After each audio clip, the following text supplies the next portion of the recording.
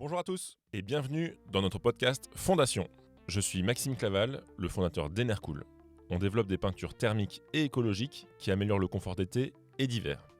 En développant l'entreprise, j'ai eu l'occasion de discuter avec des centaines de professionnels de l'immobilier. Et j'ai découvert un univers incroyable avec des métiers souvent inconnus et des parcours parfois très atypiques. C'est pour ça qu'avec l'équipe d'Enercool, on a décidé de créer ce podcast. Des acteurs engagés autour de l'immobilier nous expliquent leur parcours, leur vision, leurs victoires, leurs échecs et surtout les leçons qui en découlent. J'espère que vous aurez autant de plaisir à écouter ces échanges que j'en ai eu à m'entretenir avec eux. Salut Olivier, ça va?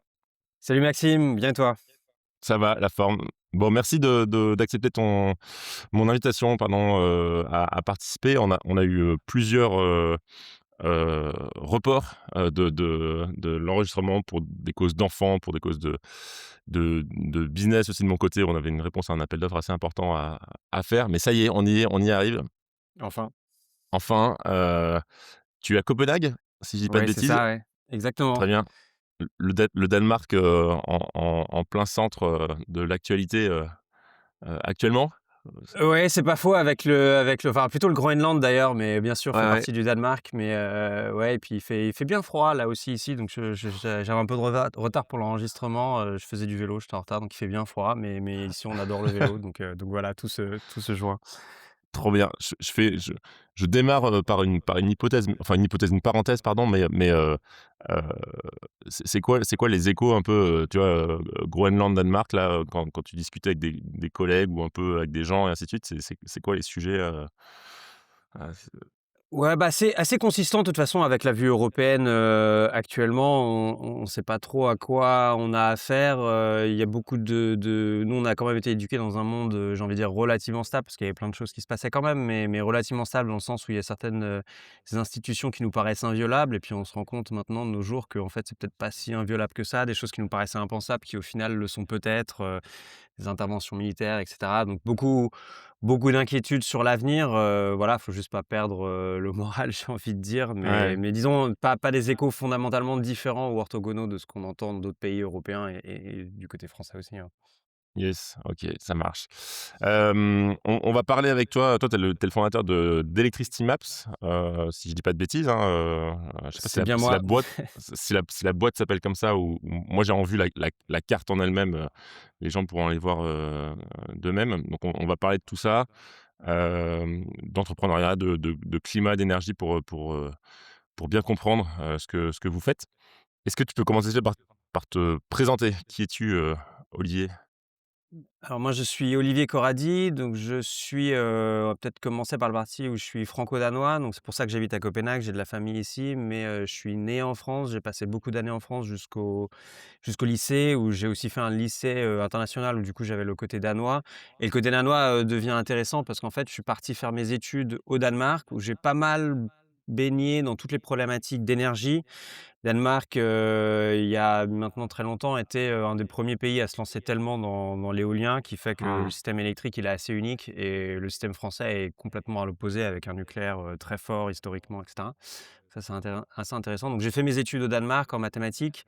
J'ai été à l'école centrale Paris, donc maintenant Centrale Supélec, ensuite et j'ai terminé par un master, en mathématiques appliquées et statistiques. Des fois, j'appelle ça, machine learning, intelligence artificielle, parce qu'au final, c'est un peu tout la même chose. Tu comptes, Mmh. des occurrences au final et puis après tu essaies de faire des algos intelligents basés là-dessus.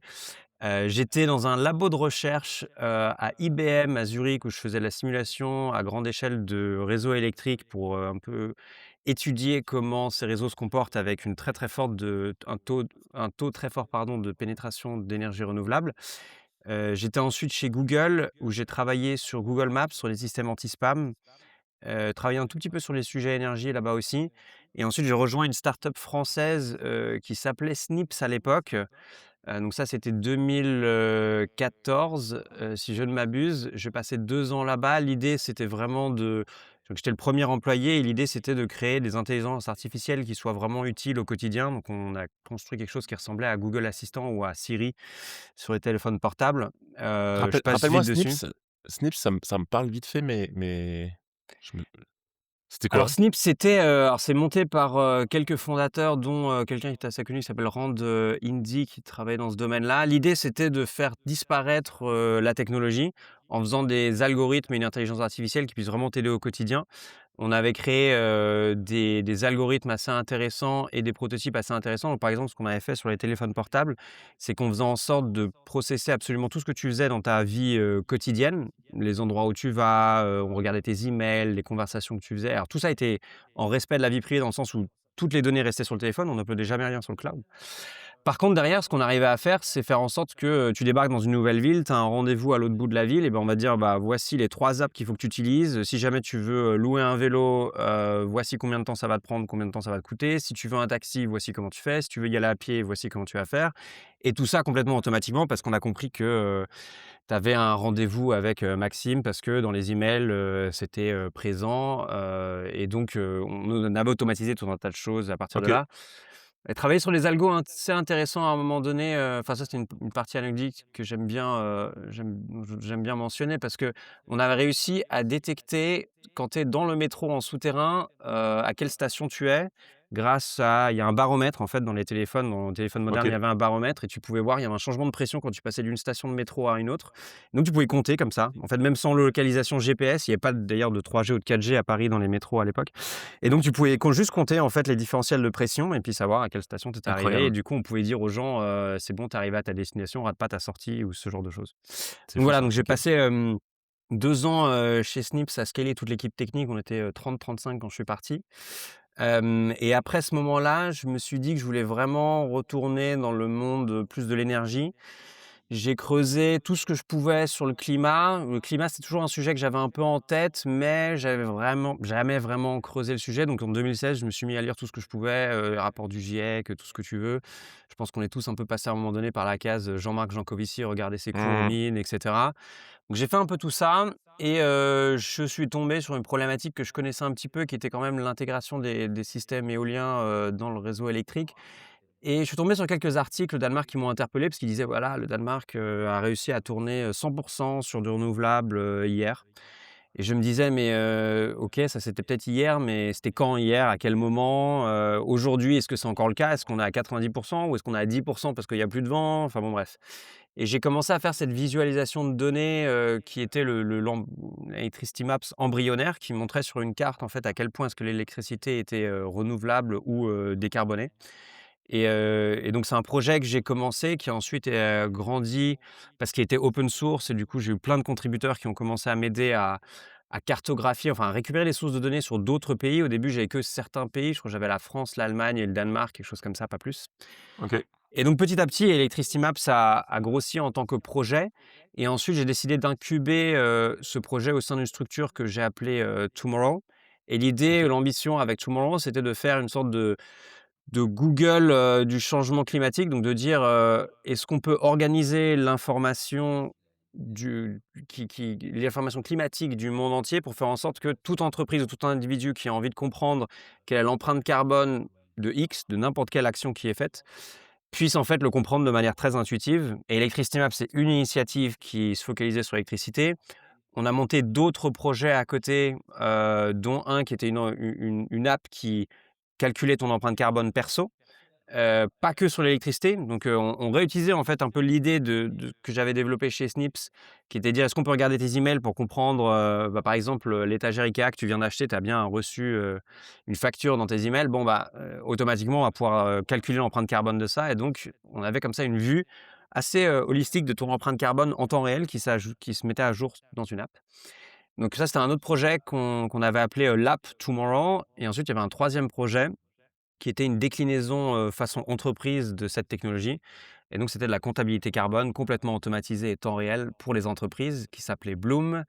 Et pour la faire très courte, quelques années plus tard, ces 2 projets ont été fermés parce qu'Electricity Map, c'était vraiment le seul projet qui avait, disons une capacité à générer, suffisamment de revenus pour, faire grossir une équipe autour de ce projet. Et donc le projet Tomorrow et le projet Electricity Maps, en fait, se sont regroupés et on a renommé l'entreprise Electricity Maps. Et donc je OK. crois qu'on s'appelle Electricity Maps depuis 2022, si je me souviens bien, je suis plus complètement sûr d'ailleurs. Donc voilà, et ça fait à peu Trop près bien. 10 ans, bientôt, ça fait 10 ans que Electricity Maps, existe. Je crois qu'on fête les 10 ans là en mai, quelque chose comme ça. Donc voilà, ça c'est un peu la version, Courte, semi-courte. non, mais on va revenir, là-dessus sur un peu ces étapes. La 1re moi qui m'intrigue toujours, c'est, pourquoi l'énergie, tu vois? Est-ce que tu as un souvenir de, je sais pas, du lycée ou quand tu rentres en école, ce genre de choses, de qu'est-ce qui fait que tu t'es intéressé au monde de l'énergie, heu, à ce point-là, quoi? Tu des parents là-dedans, tu as eu un déclic à un moment donné, c'est quoi qui t'a amené à ça? Ouais, alors pas j'ai pas du tout des parents là-dedans, mais moi ce qui m'a toujours fasciné, alors depuis que j'ai réussi à avoir accès à un ordinateur quand j'avais, 10-12 ans, ce que j'ai toujours aimé, c'est ce côté temps réel. En fait, de voir des choses qui bougent en temps réel, pour faire très simple. OK.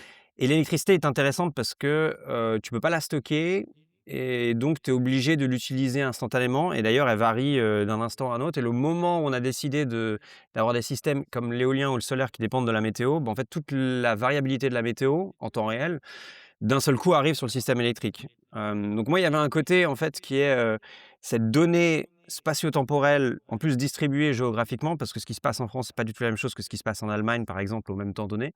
Je trouve ça fascinant d'un point de vue de visualisation de données. Donc ce domaine-là m'a toujours, intéressé, la visualisation de données, temps réel m'a toujours, fasciné.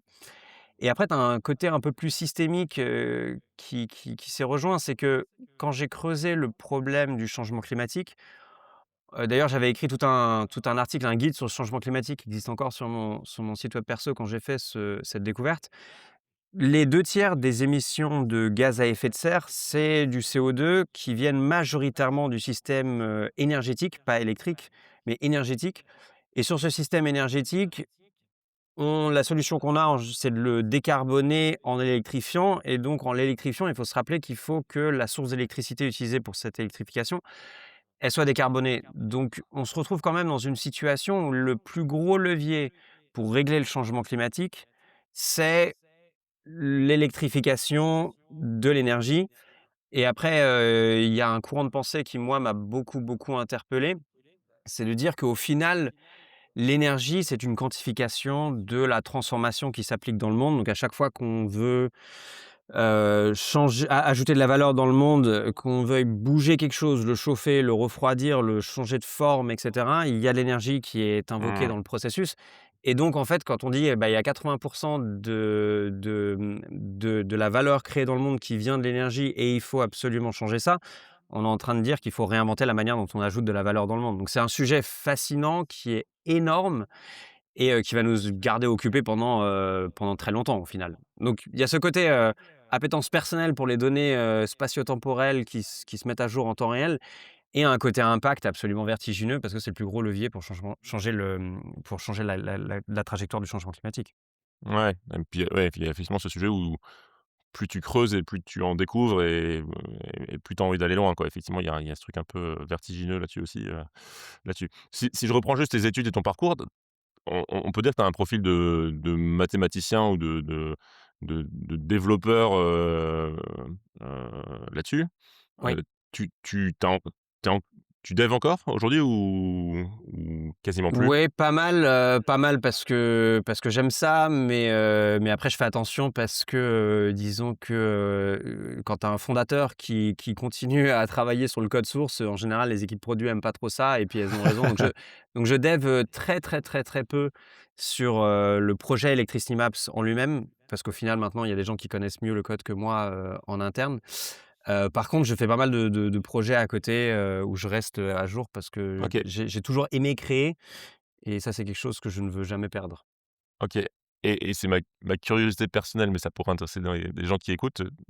Tu avais l'air de dire qu'à 10-12 ans, tu as commencé à toucher un ordinateur. Moi, j'ai un enfant qui a 9 ans, bientôt 10 ans, et je me dis: «Il pourrait déjà se mettre sur un PC et commencer à faire des trucs», et enfin, j'aimerais bien juste comprendre enfin, tu as un souvenir de ça, de la première fois où tu as touché un PC, où tu t'es dit: «Tiens, il y a peut-être des trucs marrants à faire», enfin, c'est Bah, alors moi, depuis tout petit, j'ai toujours joué aux Lego, et pour moi, le PC, c'était pareil que les Lego dans le sens où, OK. à un moment donné, j'ai eu la chance d'avoir un des premiers, enfin, un des premiers PC, un premier PC auquel j'ai touché, il y avait Windows 95 dessus, il y avait 3 jeux vidéo, ça marchait pas tout le temps, et juste installer le jeu, découvrir que ça marche, pouvoir commencer à jouer et puis ensuite commencer à bidouiller à l'intérieur, faire des petits programmes et cetera, commencer à coder dessus, bah, c'était quelque chose que je trouvais sympa, justement parce que ça permettait de créer de nouvelles choses.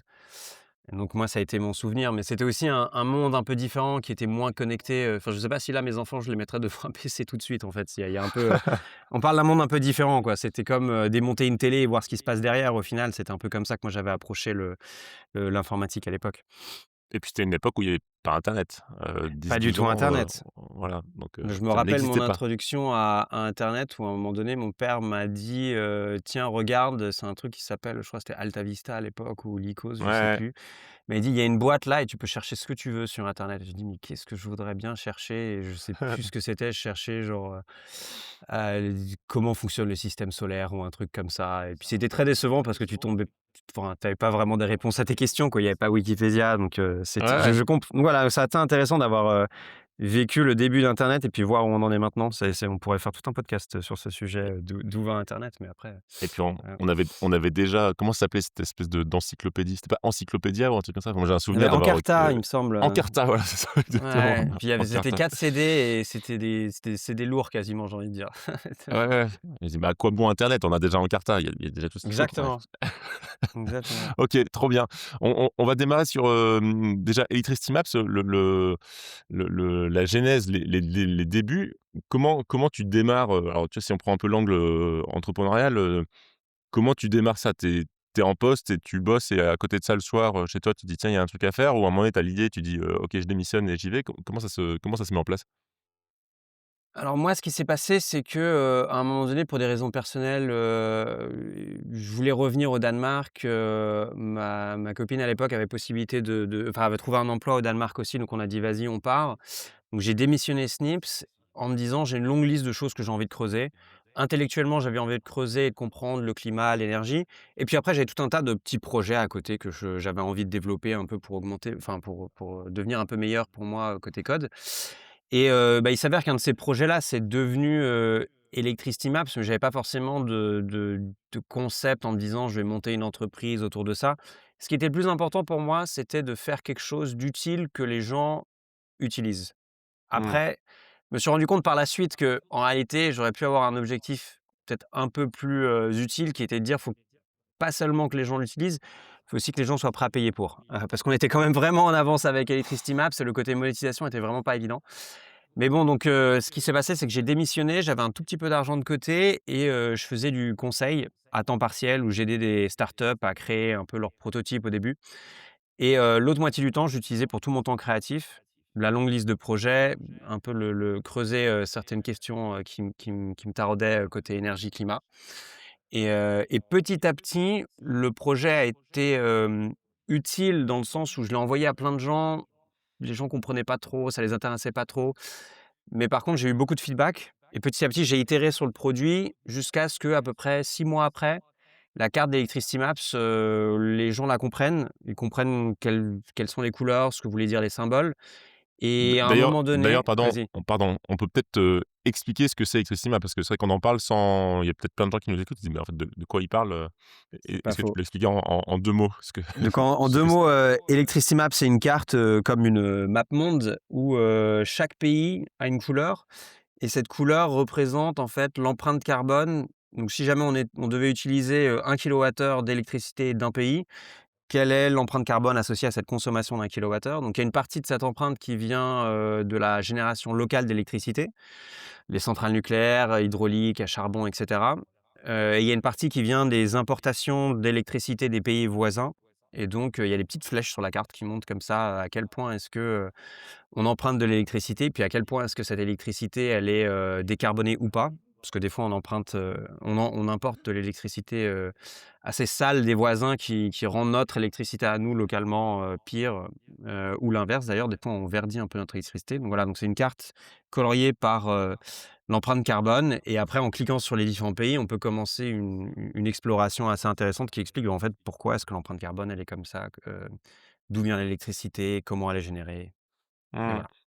Et et et enfin, allez voir, ceux qui nous écoutent et qui ne connaissent pas la carte d'Electricima parce que c'est moi, je trouve ça toujours impressionnant. Enfin, je me souviens la première fois que je l'ai vue, ouais, je sais pas, ça va être 2016-2017, je sais plus exactement, mais il y avait un mini choc quand même. Il y avait un petit truc en peu en se disant: OK, d'accord. Donc il y a une carte des émissions de CO2, liées à l'électricité et surtout les différences de couleurs, quoi. Enfin, il y avait vraiment un truc de se Ouais. dire: «OK, donc la France est globalement très verte, grâce au nucléaire». Il y a des pays, comme l'Allemagne qui sont plutôt marrons parce que, pas mal de charbon, encore plus à l'époque et ça baisse heureusement. Mais ouais, il y avait vraiment un truc de dire: «OK, non», si on enfin, c'était visuel tout de suite, quoi. Il y avait ce côté-là tout de suite, de dire: «OK, qui sont ces gens derrière ça?» Et qui sont enfin, ça paraissait, enfin, visuellement, c'est très facile et derrière, en y réfléchissant un peu, je dis: «Il y a de la complexité là-dedans, quoi». Comment ils font pour savoir tout ça, quoi? Et ce que tu disais tout à l'heure, c'est que vous avez utilisé l'open source. Enfin, globalement, il y a eu beaucoup de gens qui sont mis dessus pour agréger des données et en fait t'aider, à développer ça, quoi, c'est ça? Ouais, et ce qui était intéressant, c'est que alors moi, j'ai pris énormément de plaisir à développer cet outil parce que en fait, j'étais pas forcément un expert, sur la géopolitique de l'électricité.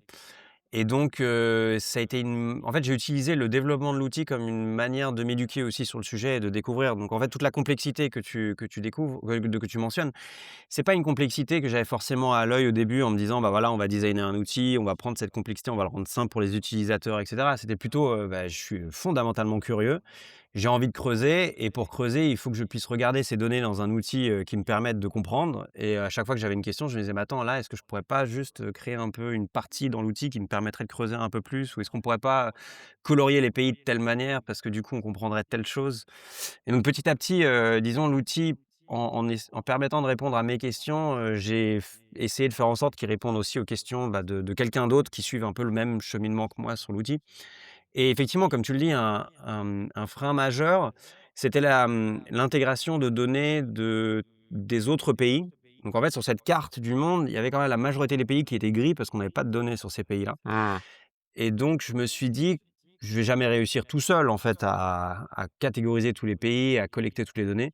Et donc il y avait tout simplement, ce qu'on appelle un call to action en anglais, donc un petit bouton qui disait: «Bah, écoute, si jamais toi, visiteur, tu sais où est-ce qu'il y a des données qui sont disponibles, qu'on pourrait intégrer sur la carte, clique ici». Puis après il y avait tout un process qui te permettait de nous faire savoir qu'il y avait des données.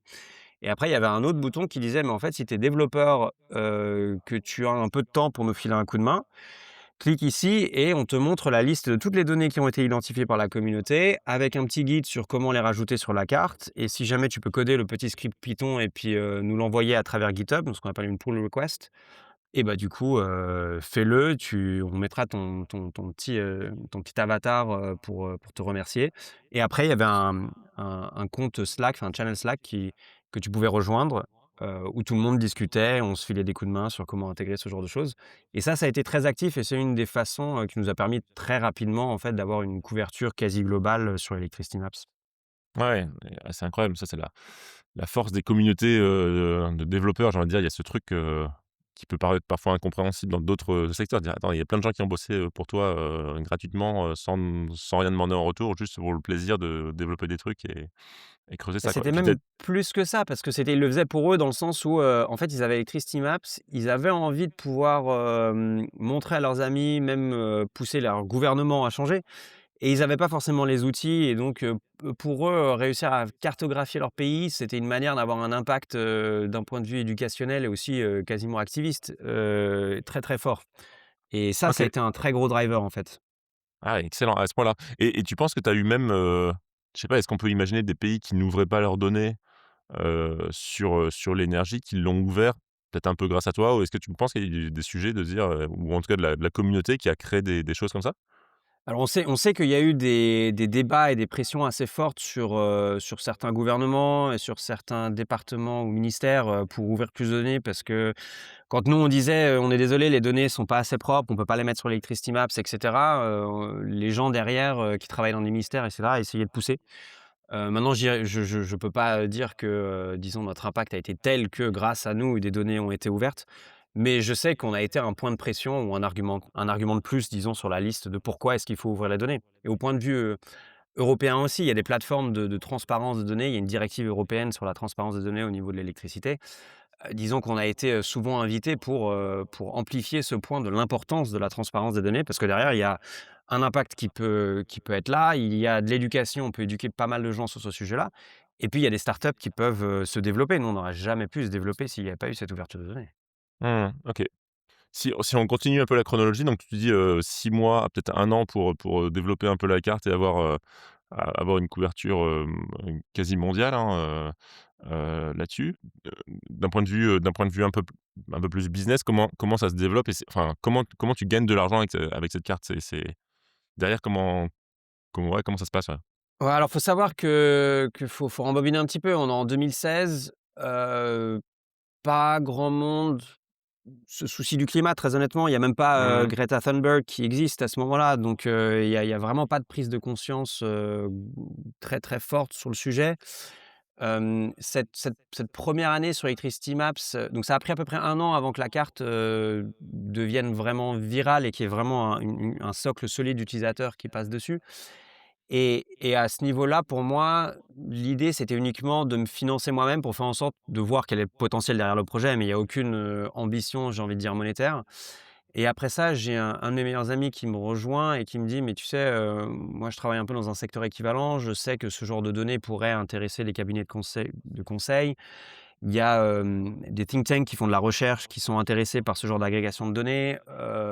Et donc petit à petit, on crée une offre, on vend nos données. Par exemple, on vend ça à l'OCDE qui fait des rapports basés sur nos données. Donc on arrive à avoir des rentrées d'argent. On fait des partenariats aussi de recherche avec des instituts, enfin avec des universités, par exemple au Danemark. On essaye de faire des prototypes où on essaie de montrer que si tu charges ta voiture électrique au bon moment, tu peux réduire ton empreinte carbone parce que l'électricité n'est pas verte de manière consistante tout le temps. Quand au Danemark, il y a pas de vent, bah, tu sens vraiment l'électricité qui devient, plus carbonée. Donc on crée ces prototypes, on les finance aussi avec des projets de recherche. Petit à petit, on arrive à commencer à se payer des salaires et on arrive en 2017-2018 et on se rend quand même compte qu'on est vraiment en avance. Il y a pas grand monde qui est intéressé par charger sa voiture électrique au bon moment. Ouais. Hem On vit dans un monde aussi où la comptabilité carbone sur l'électricité, au pas de temps horaire, n'intéresse personne parce que tous les contrats d'approvisionnement d'électricité ont ce qu'on appelle, des contrats 100 renouvelables. Je ne sais pas si tu as si tu été exposé à ça ou en tant qu'utilisateur, tu peux choisir un contrat 100 renouvelable. Mmh. Mais en fait, la manière dont les entreprises comptabilisent l'électricité quand ils font leur bilan carbone, c'est de dire: «Bah, on regarde l'électricité totale sur une année, on achète des certificats pour couvrir cette demande et à côté de ça, on ne se soucie pas de l'endroit où cette électricité est consommée ou le moment».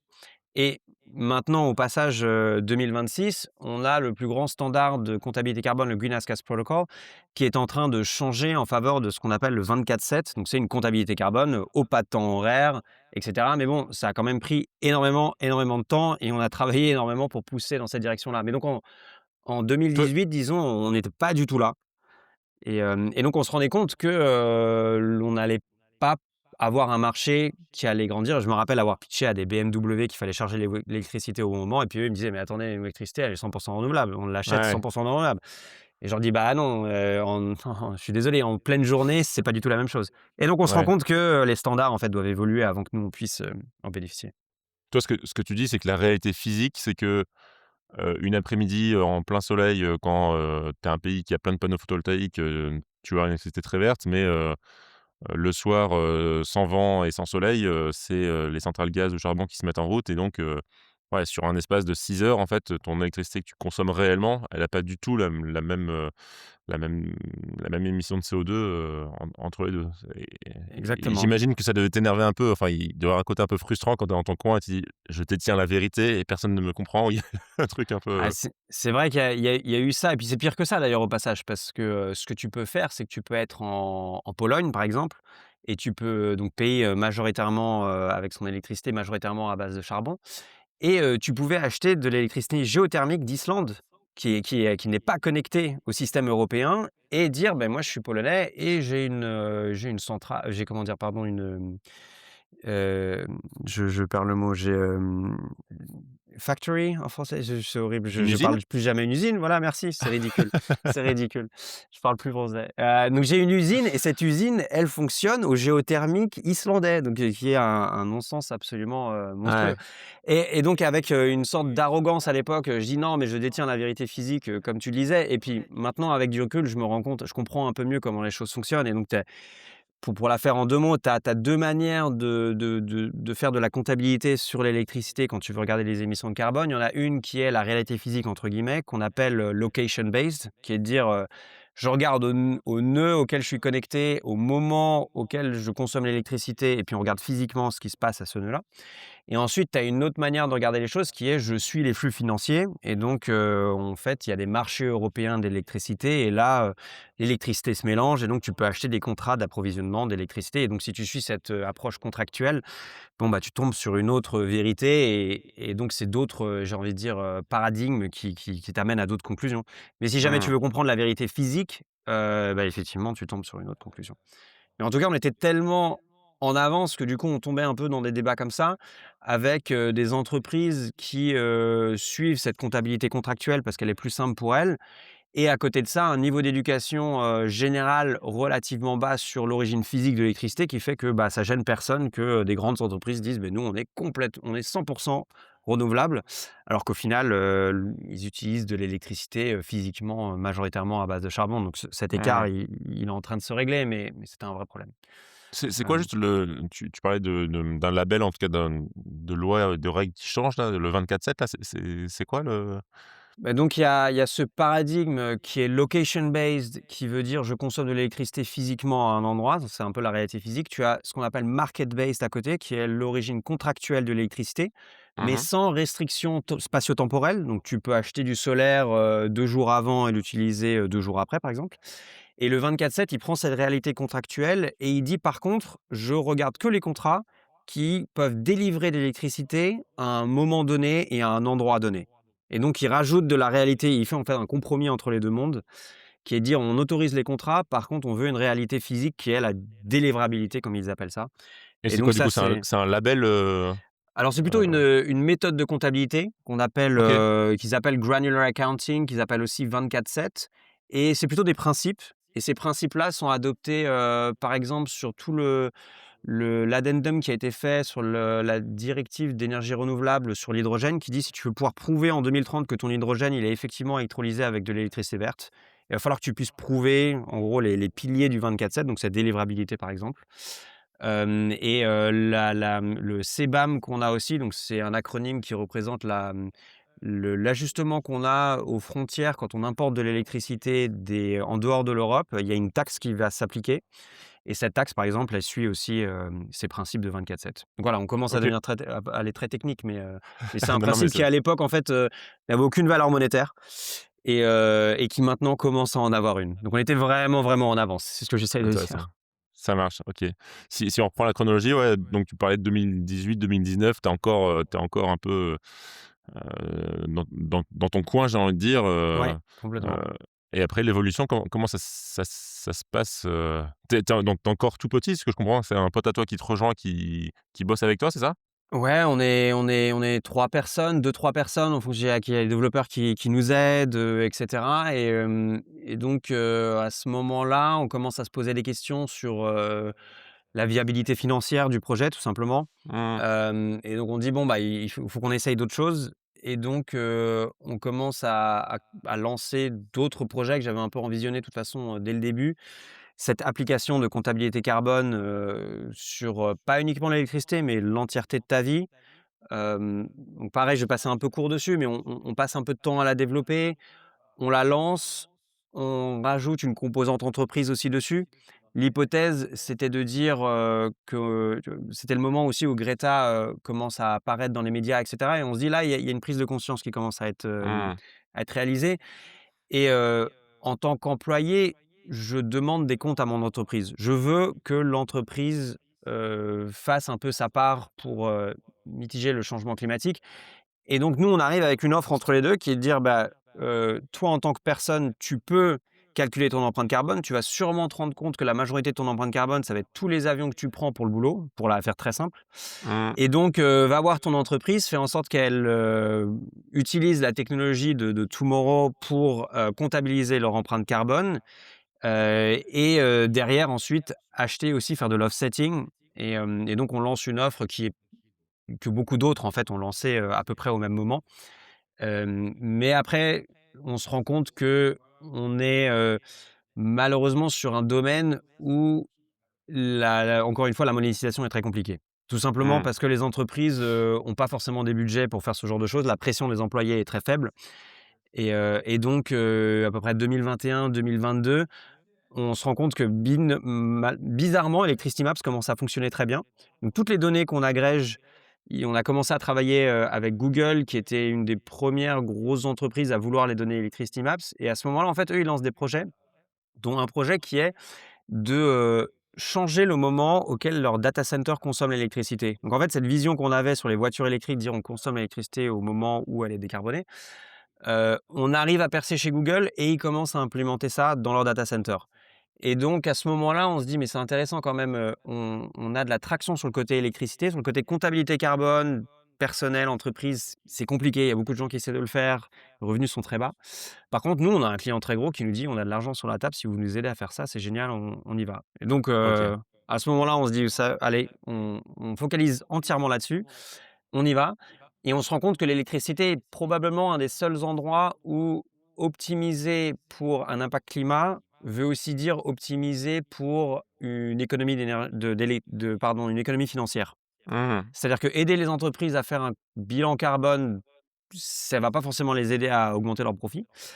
Par contre, aider quelqu'un comme Google, par exemple, à utiliser l'électricité au bon moment, bah, en général, quand l'électricité elle est verte, bah, elle est aussi moins chère et du coup, ils peuvent économiser de l'argent, dans l'histoire. Et donc on commence à tabler en fait sur ce storytelling. On avance et très peu de temps après, on renomme toute l'entreprise Electricity Maps. Hem Et après, on a rajouté tout un tas de couches, des couches, de prédiction, de prix d'électricité, par exemple, aussi, qui font partie de l'offre Electricity Maps, actuellement. Et donc cette API d'Electricity Maps, maintenant, est utilisée par, des grands groupes comme des Microsoft, des Google, des Cisco, des banques aussi, des banques, mondiales. Je suis pas sûr que j'ai le droit de les citer, donc je vais peut-être éviter.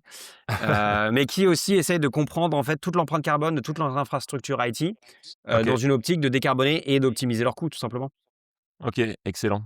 J'imagine un peu les montagnes russes entre le moment où tu as Electricity Map, tu as ta solution de bilan carbone, tu dis: «Tiens, on va essayer ça, ça marche pas» et puis au final, c'est Electricity Map qui fonctionne. Enfin, psychologiquement, ça a dû être un peu compliqué, non? Ou tu as l'impression que c'est ça Non, non, oui, je passe dessus, mais effectivement, en fait, tout pivot est très compliqué parce que c'est toujours, disons, un aveu d'échec avec, en même temps, une sorte de désillusion très, très forte. Parce que quand tu rentres, quand tu crois en un projet, tu dois convaincre des employés de te rejoindre, des cofondateurs de te rejoindre, potentiellement des investisseurs, des clients et cetera. Tu bosses dessus pendant des mois et donc ensuite, à un moment donné, quand tu te rends compte que ça marche pas, il faut avoir suffisamment d'humilité pour déjà, dire: «Bon, bah, je me suis trompé». Mais aussi, c'est pas forcément facile parce que tu as forcément des gens qui ont rejoint un projet sous certaines, croyances qui du coup, quittent le projet parce que c'est plus les bonnes personnes. Et quand tu mmh, passes d'un projet comme, Electricity Maps, qui est un projet très, très, comment dire? Niche électricité, expertise électricité, avec des très gros clients, c'est complètement différent que de faire une app consumer, qui est beaucoup plus marketing, avec beaucoup moins de profondeur d'expertise et tu vends pas à des grands groupes. ouais, Donc forcément, tu as des profils qui changent et donc c'est des étapes qui sont pas faciles dans la vie d'une entreprise et aussi personnellement pour, moi, mais aussi pour les personnes qui ont rejoint et qui ont dû quitter le projet en cours de route. ouais et la structure de la boîte d'ailleurs, c'était la même boîte et tu es le seul associé ou tu t'es associé avec des gens, au fur et à mesure? C'est quoi les Alors c'est une entreprise, for profit, donc start-up, classique, j'ai envie de dire. Moi, je me suis beaucoup posé la question au début, est-ce qu'il fallait plutôt faire une association d'ailleurs, au passage? mmh J'étais, bon, pour en reparler si ça t'intéresse, mais j'avais quand même la croyance assez rapidement que pour monter quelque chose de très ambitieux, très grand, il fallait, pouvoir payer des bons salaires et donc il fallait quand même un fort profit et avoir une optique qui était, faut gagner de l'argent, parce que ouais, sinon on n'arrivera pas à régler le problème à grande échelle. Bah, je me rends compte qu'il y a plein d'associations qui arrivent très bien d'ailleurs au passage à avoir des grands talents, donc je suis pas forcément sûr que j'avais, complètement raison sur cette histoire-là, mais en tout cas, c'est comme ça qu'on est passé.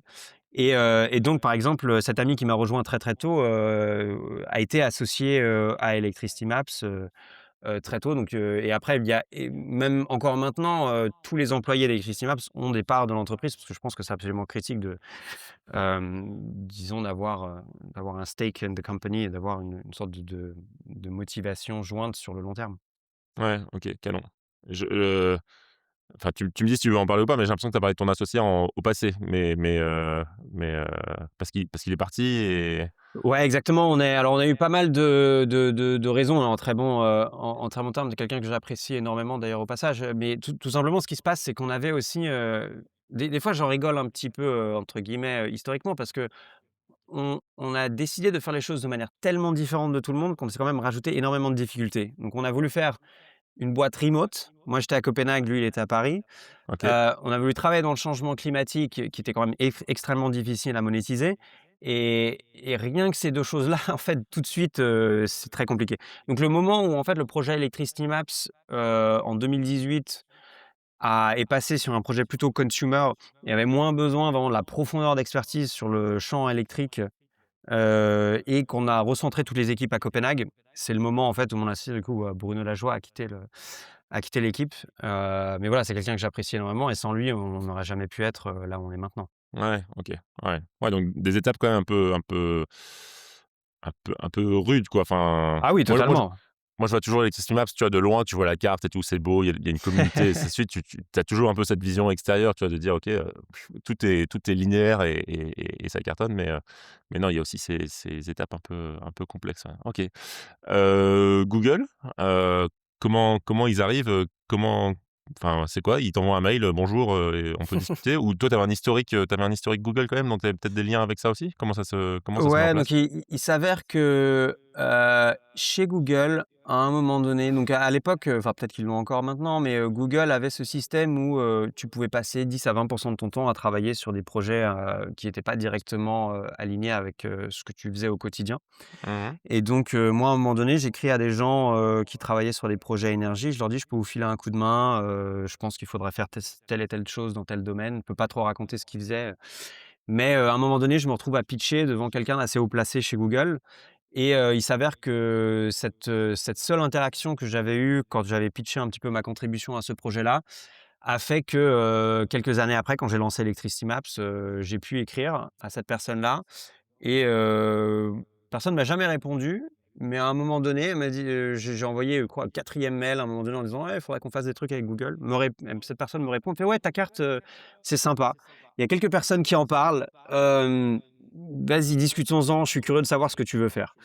Et à partir de ce moment-là, on se pose ensemble, et on brainstorm sur toutes les choses que Google pouvait faire avec, Electricity Maps, et une des choses, c'était justement cette optimisation de data center, et ça a pris quelques années avant que le projet en interne, prenne pied. Il fallait aligner pas mal de, disons, de personnes en interne. Mais à un moment donné, quand tu as une belle histoire d'optimisation de CO2, que tu peux aussi économiser un peu d'argent sur les data centers, il y a pas mal d'étoiles qui s'alignent, et donc à un moment Mmh. donné, cette personne est revenue vers moi en disant: «Tu sais quoi? Là, je crois que j'ai réussi à avoir de la traction en interne, banco, on se lance, on a besoin de vos données, on est parti, quoi». Mais nous, on était une toute petite pièce, j'ai envie de dire, de cette constellation, et j'ai eu de la chance de pouvoir tomber pile poil sur la personne qui avait suffisamment de points en interne pour réussir à ce que ça se fasse. Et après, on se rend compte que des histoires comme ça, c'est quand même souvent comme ça que ça se passe avec les très grands comptes. Mmh. Tu es obligé de trouver quelqu'un qui pèse suffisamment en interne, qui te fait suffisamment confiance pour, monter quelque chose, et ensuite dire: «Bah, c'est parti, j'ai les fonds, on fait ça ensemble, quoi». Ouais, c'est un peu cette chance de tomber sur la bonne personne au bon moment, Ouais. là-dessus. Et donc que je comprenne bien, Google, vous avez une API, vous êtes connectés avec eux, avec leurs données, et ils vont mettre en route certains serveurs à certains moments en fonction des prédictions que tu vas faire. Parce que c'est ça aussi, c'est qu'avec Maps, on l'a peut-être pas dit, c'est que tu as la donnée temps réel, et puis vous faites aussi de la prédiction sur les heures, jours à venir, de comment va être carbonée l'électricité. Ouais, c'est exactement ça. Donc chez Electricity Maps, ce que tu peux voir sur la carte, c'est les données temps réel et les données historiques. D'ailleurs, maintenant, on commence à montrer les données prédictives aussi. Donc nous, on a passé beaucoup d'années à créer des algorithmes de prédiction. On va prédire, en fait, absolument tout sur le réseau électrique. Ce qui est assez intéressant, je fais une petite parenthèse, mais si tu veux prédire à quel point l'électricité va être décarbonée dans 2 heures, tu es obligé de prédire l'ensemble des systèmes de génération locales, en fait. Donc tu dois regarder, à quel point est-ce que les centrales à charbon vont être éteintes ou pas, dans les 2 prochaines heures. Mais pareil sur tous les modes de production, éolien, solaire, fioul, et cetera. Tu dois prédire les imports et les exports. parce que peut-être que la France, par exemple, va importer de l'Allemagne dans 2 heures, mais peut-être que dans 3 heures, elle arrête d'importer. Donc ça, il faut le prédire. Et ensuite, il faut prédire aussi comment l'Allemagne fonctionne, parce que si on importe de l'électricité dans 2 heures de l'Allemagne, ben, il faut savoir si les panneaux solaires vont générer l'électricité ou pas. Et puis l'Allemagne va peut-être importer du Danemark à ce moment-là. Donc en Incroyable, fait, tout ouais. de suite, il faut tout prédire tout le temps. OK. Et donc on a, je crois, je sais plus, 5000 modèles de prédiction qui tournent automatiquement, qui prédisent absolument tout sur le réseau mondial, parce qu'on a les données mondiales, pour faire une prédiction de l'empreinte carbone. Et c'est pour ça maintenant qu'on fait aussi les prédictions de prix de l'électricité, parce qu'au final, quand on prédit le carbone, autant prédire le prix de l'électricité aussi. Et donc Google, leur data center fonctionne d'une certaine façon, c'est-à-dire que eux, en interne, ils ont un système où à chaque fois qu'il y a une unité de calcul qui doit être lancée, Hem, cette unité de calcul, elle rentre dans une queue avec des priorités, et Google a fait un système où ils peuvent changer la priorité et en fonction de l'empreinte carbone et le prix de l'électricité. Donc ils vont dire si ce truc-là doit terminer dans 2 heures, ou s'il doit terminer dans 2 jours, et ben, on va pouvoir, l'allouer à un serveur, à un data center dans une géolocalisation différente, ou alors on va pouvoir, le déplacer pour faire en sorte qu'il tourne que dans, 6 heures, par exemple. Et eux reçoivent toutes les prédictions du réseau électrique que nous, on leur envoie pour chacun des data centers, et ensuite ils ont leur système d'optimisation qui va permettre de lancer le qu'ils appellent un job, en fait, au bon moment. OK, excellent. Quand tu signes avec eux, ça te fait l'année tout de suite? Enfin, tu vois, tu as un peu l'imaginaire de dire: «OK, Google, c'est énorme» et pouf, ils te mettent, tout de suite un gros chèque, là-dessus ou non, au début, tu démarres un peu, tu testes des choses et puis, au fur et à mesure, Ouais, ça vient progressivement? c'est clairement graduel, hein, mais on a toujours eu ce sentiment effectivement, ou ce réflexe, de se dire, on signe avec Google, donnez-nous un pactole parce que genre on fait du super boulot et puis derrière ça va nous faire notre année. Ça a jamais été le cas. Ça a jamais été le cas, OK. et il faut toujours que tu prouves ta valeur, même à un géant comme ça, et puis au passage, c'est un peu, enfin, je veux dire, quand tu négocies contre un Google, tu peux venir avec tes conditions, mais à un moment donné, c'est quand même, Ouais. Google qui te dise, à prendre ou à laisser, ça Ouais. t'intéresse ou pas, tu vois? Donc en fait, on a moins de marge de manœuvre qu'on pense, et puis l'impact a été moindre qu'on pensait. Par contre, quand tu as un Google qui adopte ta techno, ce qui est très intéressant, c'est que tu peux aller voir tous les autres et dire: «Non, mais Google le Mmh. fait», et du coup, tu as une sorte de confiance implicite qui t'est donnée, qui fait que si un grand groupe te fait confiance, bon, bah, c'est que vous avez, tu vois, you have your things in order, quoi. Genre, en gros, ton Ouais, ça c'est vrai dans tous les business et c'est toujours impressionnant et c'est logique, hein, mais enfin moi si je parle d'Enercool, 2 minutes, c'est ça, c'est au début tu galères à les convaincre, les premiers clients à dire: «Attends mais tu as bossé avec qui?» «Ouais OK», pas assez convaincant et puis le jour où tu signes avec, des gros quoi, tu dis: «Ah OK d'accord, vous avez passé ce filtre du grand groupe, du CAC 40 ou je ne sais quoi, c'est que c'est bon, quoi» et c'est ouais, et c'est exactement. c'est c'est vraiment impressionnant ce passage-là juste où et puis même peut-être toi, en fait, dans la façon de vendre, ta boîte et ton produit, tu as peut-être aussi un peu plus de confiance dans ton discours, tu réponds aux questions, de façon plus ferme, j'en sais rien, mais ouais, tu chopes aussi cette confiance, grâce à ces clients qui te font confiance, quoi. C'est Et c'est ça assez va même impressionnant. plus loin que ça, parce qu'en fait, quand tu travailles dans un domaine où le type de client que tu cherches, c'est des enterprises, donc des très gros grands groupes. Eux, en fait, te recommandent naturellement. C'est-à-dire que n'importe qui, je sais pas, un Microsoft derrière qui a envie de faire un peu la même chose, il va forcément, à un moment donné, recouper sur un Google en disant: «Mais attendez, notre compétiteur, ils font ça aussi. On va essayer de comprendre comment est-ce qu'ils ont fait les choses, avec qui ils ont bossé pour voir si jamais on doit faire la même chose ou différemment», et donc en fait, tu es quasiment directement recommandé, soit implicitement ou explicitement dans l'histoire. Mmh. Donc c'est vraiment ma recommandation à n'importe qui veut faire du enterprise et qui attaque un nouveau marché. En fait, il faut que tu essaies de trouver les quelques références clients qui valent le coup, parce que derrière, en fait, ça débloque tout le reste. Ouais, exactement. Ouais, c'est un truc très costaud. Ça marche.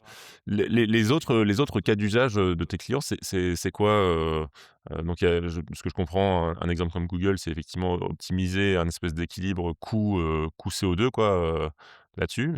Les autres cas d'usage ou des trucs un peu, je sais pas, différents, tu vois, que tu peux avoir, c'est quoi les cas clients? Ouais, donc on en a plusieurs. Donc tu as ce qu'on appelle, nous on appelle ça industrial load shifting. Donc c'est genre de déplacer en fait, la quantité d'électricité que tu consommes quand tu as les gros systèmes industriels. Tu as une autre composante qui est la composante, reporting de carbone. Donc, comme j'en parlais un petit peu, avant, tu as ce nouveau paradigme qui s'appelle le 24/7, qui est Mmh. justement la comptabilité carbone granulaire au pas de temps horaire. Il y a beaucoup d'entreprises qui commencent à adopter ce paradigme-là parce qu'ils savent qu'au final, dans quelques années, elles vont être forcées à le faire, donc autant commencer tout de suite. Google a été un des pionniers aussi, dans cette méthodo. Donc, eux, ils nous utilisent aussi pour faire toute leur comptabilité 24/7. Et par exemple, tu as un Microsoft qui fait aussi la même chose. Alors eux, ils appellent pas ça 24/7, ils appellent ça 100/0/0, je crois. Donc c'est peut te dire 100% de notre électricité doit être 100% verte 100% du temps. Ou non, doit être 0% de carbone 100% du temps. Donc il y a deux fois OK. 100 et une fois 0. Donc tout ce qui est comptabilité carbone sur l'électricité avec ce nouveau paradigme, c'est le use case numéro 2. Et le use case numéro 3, c'est le use case sûrement où on a le plus de traction. En fait, ce qu'on se rend compte, c'est que il y a beaucoup d'entreprises qui ont une opacité complète sur la compréhension de, la quantité d'énergie qui est utilisée dans leur, système IT. Imagine, tu es une grande banque, tu as, des serveurs à toi, tu as, des serveurs cloud parce que tu as forcément certains de tes systèmes qui tournent dans le cloud. À un moment donné, on te demande de faire ta comptabilité carbone. Bah, c'est un exercice très compliqué parce qu'il faut que tu ailles, voir, Google Cloud, AWS et cetera pour leur demander, en fait, combien d'énergie j'utilise, chez vous. Tu as aussi, la personne en charge de tous les coûts sur l'informatique qui a du mal à consolider, en fait, l'ensemble des coûts, de savoir, mais en fait, la base de données qu'on a chez Google, est-ce qu'on ne devrait pas la mettre en interne, et cetera, et cetera. Et donc, tu as tout un tas enfin, tu as des entreprises qui se spécialisent maintenant sur la carte pour cartographier, en fait, les coûts et les émissions sur les systèmes IT. C'est quelque chose de pas du tout trivial. Donc nous, en interne, on appelle ça Green IT. Donc tu as tout un mouvement, en fait, de décarbonation Mmh. des systèmes, IT qui existent. Et en fait, nous, on est une brique assez importante pour la compréhension fine et granulaire de l'empreinte carbone qui, derrière, permet de générer des insights sur la consommation d'électricité et du coup, les coûts associés. Et donc, tu as pas mal d'entreprises et on travaille avec des entreprises comme le Logic Monitor, par exemple, qui ont des services entiers dédiés à l'accompagnement des entreprises pour la compréhension de leur bilan carbone, spécifiquement sur l'IT, dans une optique d'optimiser les coûts. Et c'est des choses toutes bêtes, hein, mais c'est par exemple de leur dire, là, vous avez un parc de serveurs qui est, très, très vieux, qui consomme énormément d'électricité ou alors vos employés, ils ont des ordinateurs qui sont très vieux, faudrait qu'on les change et au lieu de racheter des nouveaux ordis, bah, on va vous louer des ordinateurs qui ont déjà servi avant et donc on va pouvoir réduire l'empreinte carbone et puis au passage, vous avez pas besoin d'acheter des ordis, on vous les vend, c'est moins cher. On les loue, pardon, c'est moins cher. Donc ça, OK. c'est tout un domaine qui est le troisième use case, qu'on adresse. Ouais, donc tu vends plus directement aux grands groupes, type, Google ou Microsoft, comme tu as aussi en client, mais plutôt à des intermédiaires, qui utilisent tes données pour ensuite, argumenter et convaincre auprès de leurs clients, à eux, quoi. C'est ça le Ouais, exactement. Donc on appelle ça des OK. solutions providers. Tu vois, ils créent leur propre solution et ça va être un mix, consulting software. Hem et tu as pas mal d'entreprises qui font des choses comme ça, super intéressantes, récemment, ouais. OK, excellent. Le chiffre d'affaires, tu peux en parler de ce que vous faites comme chiffre d'affaires? Tu vois, combien vous êtes, dans la boîte? C'est quoi les Alors je peux pas parler du chiffre zéro. d'affaires, mais je peux parler du fait on a levé, des fonds, VC justement il y a 2 ans. On avait levé à peu OK. près, 5 000 000 €. En général, ça donne une bonne idée de l'étape, qu'on avait franchie à ce moment-là. Et on est, entre 25 et 30 personnes en fonction d'exactement consultants et cetera, Electricity Maps, pour donner une OK. idée de la taille de la machine. Et vu qu'on a passé beaucoup de temps à Electricity Maps sans des investisseurs, parce que je voulais justement, faire en sorte qu'on puisse être résilient sur le long terme et pas juste lever de l'argent et puis un an après tu dis: «Bon, bah, ça marche pas, on met les clés sous Ouais, la porte». On est relativement proche de la profitabilité. On a fait attention de pas, juste commencer à cramer plein d'argent et puis se dire: «Bah, trop mince», bien. donc ça on fait attention aussi, ouais. OK, canon. Ouais, donc et tous au Danemark ou non? Ou du coup, tu as des Ouais, on a quelques exceptions, mais disons que, bah, par exemple, on a une personne basée aux États-Unis parce qu'il nous faut forcément un pied aux États-Unis sur le côté réglementaire, policy et être proche des clients. Mais sinon, on a tout le monde de Danemark et c'est quelque chose justement, qui était un pivot, dont je parlais, dans les premières années d'Electricity Maps. On a essayé de travailler, remote et moi, chacun a un peu son idée sur le sujet, mais j'avoue que j'ai envie de pouvoir itérer très rapidement avec les personnes avec qui je travaille. J'ai envie de pouvoir juste dire: «Bah, tiens, viens, on prend un whiteboard, on dessine ce qu'on a en tête», Mmh. et c'est toujours beaucoup plus compliqué de dire: «Bah, attends, est-ce que tu es dispo? Est-ce qu'on peut vas-y, partage ton écran», et cetera. C'est pas les mêmes dynamiques et donc j'aime créer un peu en groupe plutôt que de travailler remote. Donc tout le monde à Copenhague, pour répondre à ta question. OK, je suis assez d'accord avec ça, ouais, ça marche trop bien. Les prochaines étapes alors si, il y a un sujet aussi quand même prix de l'électricité. Tu as évoqué un peu ça Mmh. que vous avanciez ou enfin vous avez déjà avancé et j'ai l'impression que ça avance, encore plus sur les sujets du prix de l'énergie. Alors pour résumer rapidement, hein, le prix de l'énergie, il varie, toutes les minutes, toutes les heures, tous les jours, sur des marchés de gros et donc vous, aujourd'hui, vous êtes aussi capable finalement de prévoir ça et donc c'est aussi quelque chose qui se vend là-dessus? Enfin, il y a aussi, je sais pas, est-ce que des fournisseurs d'électricité peuvent faire appel à vous pour un peu prévoir ça ou ils ont aussi leur système et enfin, je sais pas, je suis curieux de savoir un peu comment ça se Ouais, passe ouais, là-dessus? ouais. Alors ça dépend, hein, mais on a des fournisseurs d'électricité qui nous utilisent. Ils nous utilisent et dans leur, division trading parce qu'eux se retrouvent à acheter sur les marchés de gros de l'électricité et donc ils peuvent utiliser nos prédictions de prix pour savoir un peu quel est leur positionnement. Ils nous utilisent aussi dans leur application. Tu as pas mal de revendeurs d'électricité qui, au final, ont une appli que tu peux utiliser et dedans, ils veulent, montrer les prédictions de prix, mais aussi ils veulent pouvoir montrer, l'empreinte carbone du réseau, enfin donner cette vue d'ensemble en fait qu'on permet d'avoir. Donc on fait plusieurs choses sur la prédiction. On fait des prédictions de prix, de ce qu'on appelle le marché, day ahead. Donc en fait, tu as un marché tu as plein de marchés de l'électricité. Tu as des marchés qui sont, des marchés de futures où tu achètes de l'électricité 1 an en avance. Tu as un marché où, le prix de l'électricité, il est fixé pour les prochaines 24 heures ou pour la prochaine journée, pour être plus précis. C'est un marché qu'on prédit, donc on le prédit, quelques jours en avance et ensuite tu as d'autres marchés qui sont, beaucoup plus proches de la livraison de l'électricité. Donc des marchés où l'électricité, le prix de l'électricité va varier, une demi heure avant, un quart d'heure avant, quelques minutes avant et ça, c'est des marchés, on a l'ambition d'y aller et on commence à récolter cette donnée. Tu peux pas encore l'avoir sur Electricity Maps, mais j'ai l'ambition que cette année, on commence à pouvoir voir sur l'application Electricity Maps, vraiment un prix de l'électricité beaucoup plus détaillé et dynamique parce qu'on va montrer ces prix un peu court terme.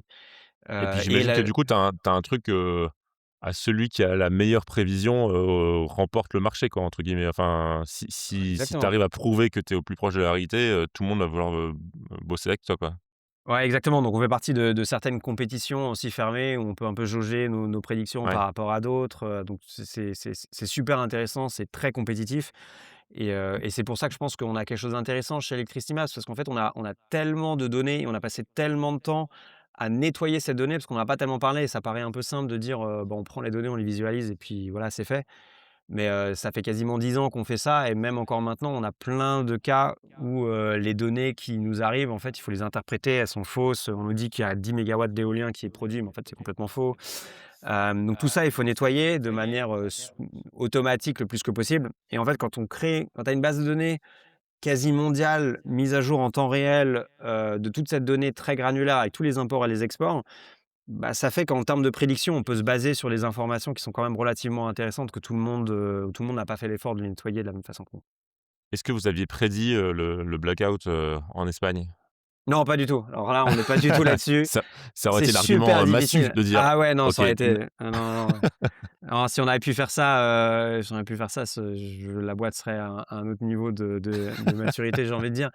Mais, puis je veux dire, ça a quand même pris longtemps avant qu'on puisse comprendre les sources de ce blackout et puis on se rend compte aussi que ça a été, c'est pas juste une chose, ça a été un concours de circonstances avec énormément de choses donc c'est, c'est pas facile de faire ça et je pense de toute façon notre positionnement, il est pas forcément de pouvoir dire: «On va réussir à tout prédire, partout».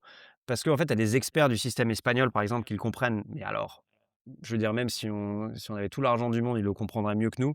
Par contre, mmh, nous, ce qu'on arrive à faire, c'est à te donner une API où tu as accès à toutes les prédictions de tous les prix sur, au moins le système européen. Maintenant, on est en train de travailler sur le système, américain où on commencera à prédire, ce qu'on appelle les LMP, les Locational Marginal Price. Donc ça veut dire il y a un autre système aux États-Unis qui fonctionne différemment et pour l'instant, bah, tu as pas d'API qui te permet et de récupérer, des prédictions de prix aux États-Unis et en Europe et ça par contre, si jamais tu fabriques des voitures électriques qui ont possibilité de charger partout dans le monde, bah, tu as besoin d'une API globale au lieu d'intégrer avec chaque pays. OK et est-ce que c'est 100 mathématique, le choix de l'énergie ou tu vois, est-ce qu'il y a vraiment une logique qui est purement mathématique en fonction de la météo, en fonction de l'import, export, ainsi de suite? Ou est-ce qu'à un moment donné, il y a juste de l'humain Un mec qui dit: «Bon, là, on active ça, pour des raisons, X ou Y», mais est-ce que des fois, il y a juste un sujet, j'allais dire un mec qui appuie sur un bouton, c'est peut-être pas aussi simple que ça, mais Ah si, si, tu as ça donc un exemple par exemple en fait tu donc faut comprendre que sur le système électrique, tu as, une séquence de décisions, qui suit en fait, la temporalité. Donc ça veut dire que un an à l'avance, tu as des marchés financiers qui vont créer des enfin qui vont se mettre d'accord sur les transactions avec des approvisionnements d'électricité. Mais quand tu et plus tu te rapproches du moment, du temps réel, plus tu as des décisions différentes qui sont prises. Mais quand tu regardes vraiment les décisions qui sont prises, juste au dernier moment, en général, c'est l'opérateur de gestion du système électrique qui va les prendre. En France, c'est un RTE, qui va décider à la dernière minute: «Mais tu sais quoi? Je vais devoir déconnecter tel système, telle centrale, au final, elle va pas être connectée au système parce que sinon j'ai un problème, je vais avoir un blackout» et cetera. Et donc là, pour le coup, tu as de l'humain. Alors, tu as de l'algorithme, mais tu as aussi de l'humain.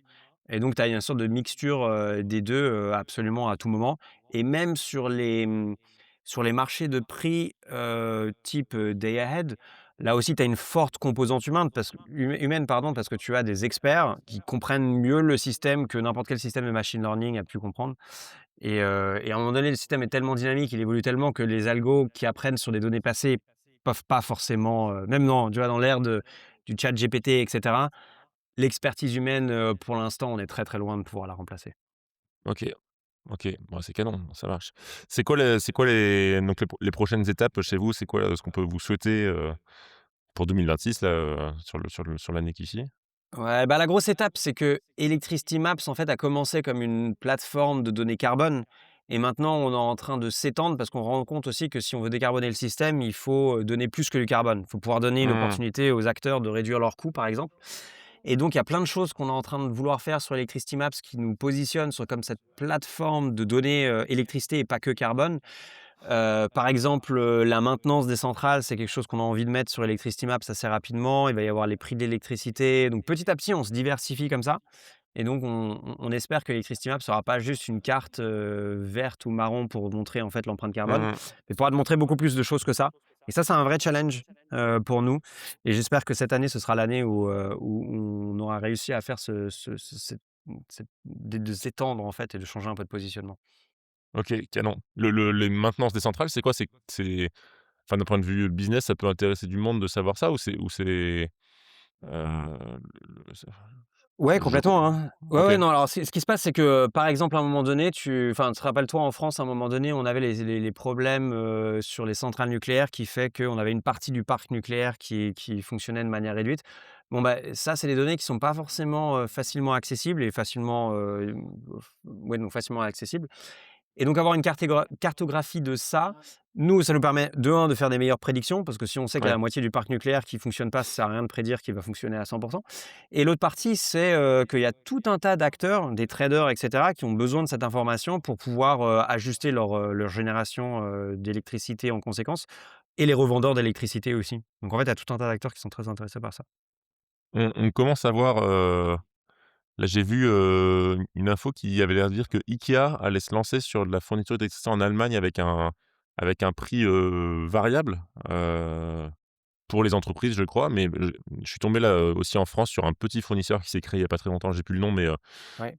qui propose un prix variable aussi pour les particuliers. Ça, c'est des choses aussi qu'on voit arriver et qui vont être de plus en plus présents. Enfin, comment tu ressens Bah, c'est une ça? tendance en fait qui est très intéressante et qui va s'accentuer tout simplement parce que si jamais en tant qu'acteur, que ce soit un acteur personnel, donc toi et moi, ou en tant qu'entreprise, si tu as un peu de flexibilité, cette flexibilité peut vraiment être valorisée. Donc par exemple, si jamais, tu es une entreprise qui loue, des systèmes de transport, basés sur l'électricité, donc des voitures électriques, des camions électriques et cetera, qui passent leur journée dans un entrepôt à charger, en fait, tu as de la flexibilité. Si tu as un contrat d'approvisionnement d'électricité à prix fixe, je veux dire, le revendeur d'électricité, lui, il achète de l'électricité à un prix variable. Donc si tu la Mmh. revends à prix fixe, c'est que en fait, il fonctionne un peu comme une compagnie d'assurance au final. Il va te garantir un prix fixe, mais du coup il est obligé de marger dessus pour faire en sorte que, bah, il s'y retrouve dans l'affaire alors même si les prix, ils explosent à un moment donné.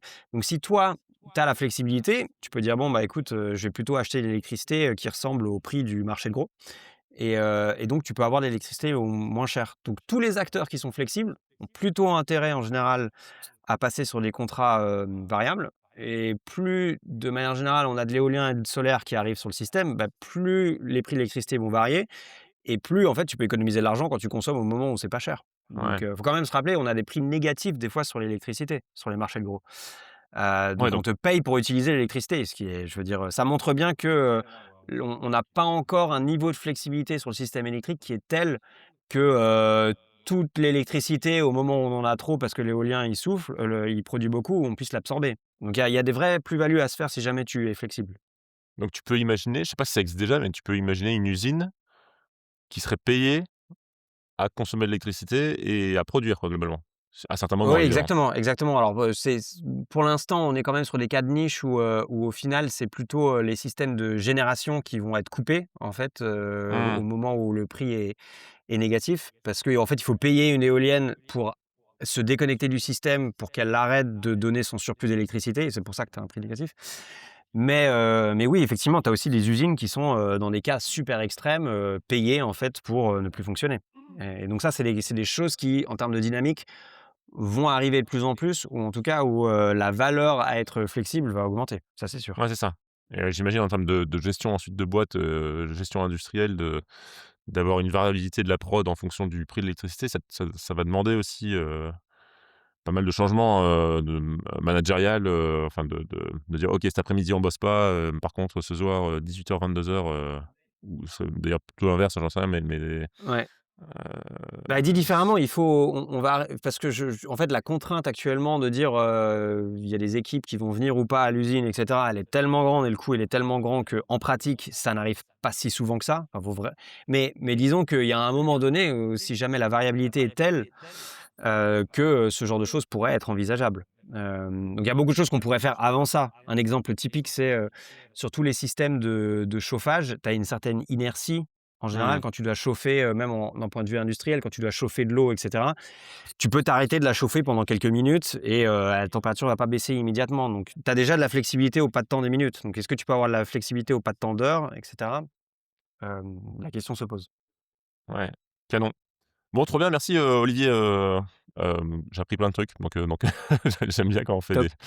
des podcasts où on apprend des choses, plein de bonnes choses pour la suite, on te suit où, où c'est qu'on suit l'actu, ton actu et l'actu de ta boîte, sur LinkedIn, sur différents réseaux? Je sais pas où c'est qu'on te Ouais, retrouve? majoritairement sur, LinkedIn et sur notre site web, on a une newsletter aussi, vous pouvez vous abonner, si jamais vous voulez suivre un petit peu ce qui se passe sur Electricity Maps.